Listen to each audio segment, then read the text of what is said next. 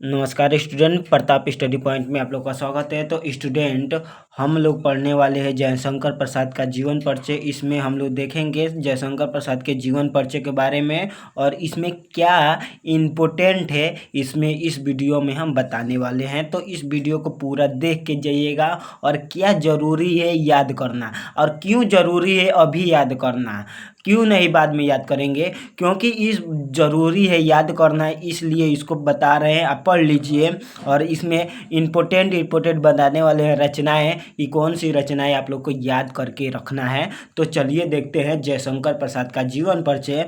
तो जयशंकर प्रसाद का जन्म काशी के प्रसिद्ध वैश्य परिवार में 30 जनवरी 1889 ईस्वी को हुआ था। इनके पिता सोहनी साहू के नाम से प्रसिद्ध इनका परिवार सोहनी साहू के नाम से प्रसिद्ध था। प्रसाद जी के पिता देवी प्रसाद स्वयं साहित्य प्रेमी थे। वे खुद ही लिखा करते थे, साहित्य रचनाएं किया करते थे। इस प्रकार प्रसाद जी को जन्म से ही साहित्यिक वातावरण प्राप्त हुआ। प्रसाद जी ने 9 वर्ष की आयु में ही एक कविता की रचना की। जयशंकर प्रसाद जी थे तो जब 9 वर्ष की आयु थी, उनका एज 9 वर्ष का था, तभी उन्होंने कविताएं लिखना शुरू कर दिया, यानी कि एक किताब लिखना शुरू कर दिया, कहानियां लिखना शुरू कर दिया।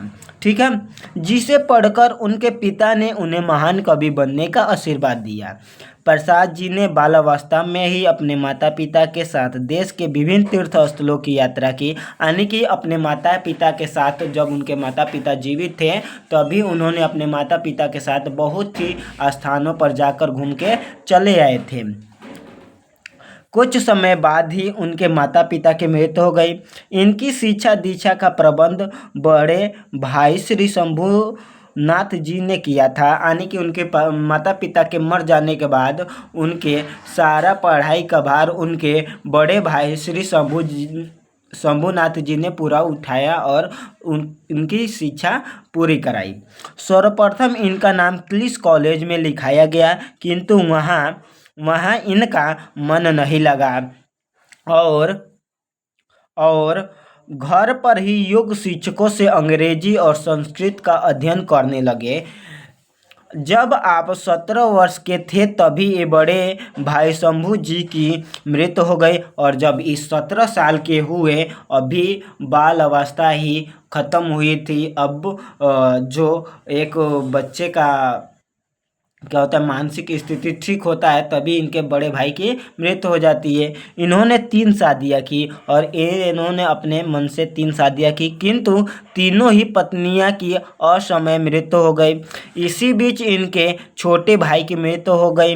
इन सभी असामयिक, यानी कि समय के अनुसार न मरना। असामयिक का मतलब हुआ कि एक समय निश्चित किया गया है कि मनुष्य का जीवन काल लगभग 60 से 70 वर्ष तक जी सकता है, लेकिन उससे पहले मर जाना ही असामयिक मृत्यु कहलाता है। ठीक है ना, असमय मृत्यु हो गई। इसी बीच उनके छोटे भाई की भी मृत्यु हो गई और बड़े भाई की तो मृत्यु हुई थी और उनकी पत्नियां की मृत्यु हुई थी, तब तक इनके छोटे भाई की भी मृत्यु हो जाती है। ठीक है, इन सभी असामयिक मौतों से यह अंदर ही अंदर टूट गए। संघर्ष और चिंता ने स्वास्थ्य को बहुत हानि पहुंचाया, यानी कि इनके जो स्वास्थ्य पे बहुत ही प्रभाव पड़ा। क्षय रोग से पीड़ित होने के कारण 15 नवंबर 1937 ईस्वी को 47 वर्ष की आयु में इनका भी मृत्यु हो जाती है। फिर से आगे देखेंगे, प्रसाद जी ने विषम परिस्थिति में भी अपने धैर्य को बनाए रखा, अपने स्वाध्याय को भी कभी नहीं छोड़ा। आप लोग को भी क्या करना चाहिए, स्कूल में पढ़ रहे हैं लेकिन अपने आप से भी जो स्कूल में पढ़ाया गया है उसको जाके अपने आप से भी पढ़िए। स्वाध्याय बहुत ही अच्छा पढ़ाई होता है, अपने आप से पढ़ना। जब अपने आप से पढ़ेंगे तो बहुत ही जो लेवल होता है वो आगे बढ़ता रहता है। फिर से घर पर ही वेद, पुराण, इतिहास, दर्शन, संस्कृत, फारसी, अंग्रेजी और हिंदी का गहन अध्ययन करते हुए हिंदी के सेवा में जुट गए। इन्होंने भारत के उज्जवल अतीत को अपनी रचनाओं में चित्रित किया। प्रसाद जी ने भारतीय इतिहास एवं दर्शन का अध्ययन किया और उसके आधार पर ऐतिहासिक नाटकों के क्षेत्र में युगांतर उपस्थित किया।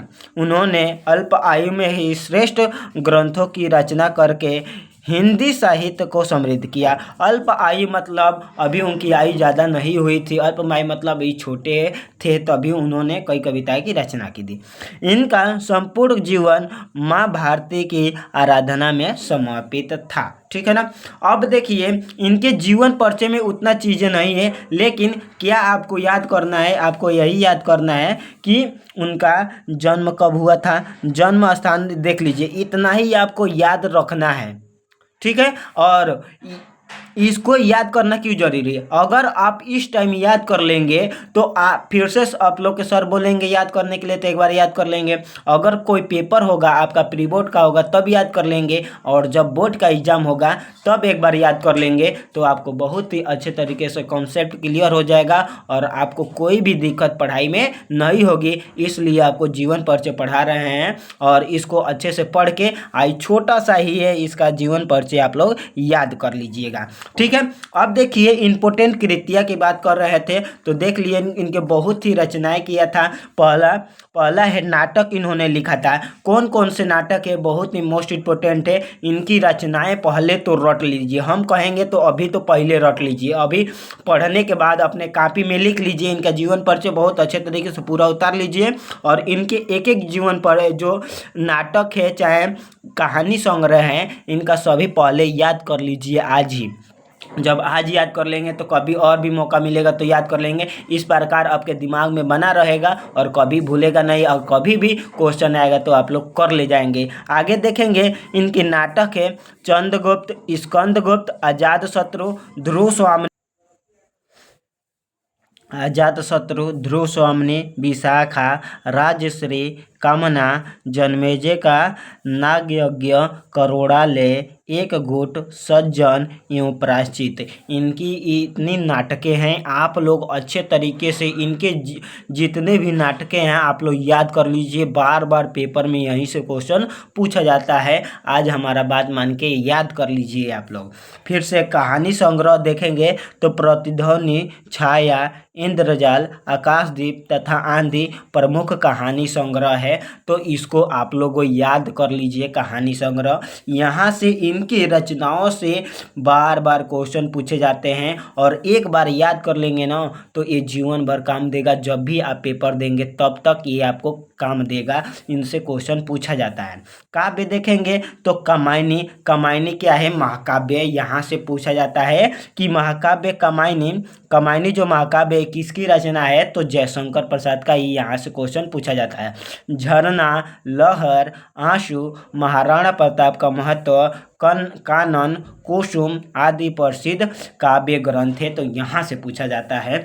फिर से अगला रचना है बहुत ही इम्पोर्टेंट, ये भी है। जितना इम्पोर्टेंट इनका जीवन परिचय है उतना ही इम्पोर्टेंट है उनका जितनी भी रचनाएं हैं उतना ही इम्पोर्टेंट ये रचनाएं हैं। उपन्यास देखेंगे कंकाल, तितली, इरावती अपूर्ण है। अपूर्ण मतलब अभी इसको लिखे नहीं थे, तभी आधा लिखे थे और आधा छोड़ दिए थे, तभी इनकी मृत्यु हो जाती है, इसलिए इसको अपूर्ण बोला जाता है। तो यहाँ से क्वेश्चन पूछा जाता है कि जयशंकर प्रसाद इरावती जो है ये अपूर्ण है। ठीक है।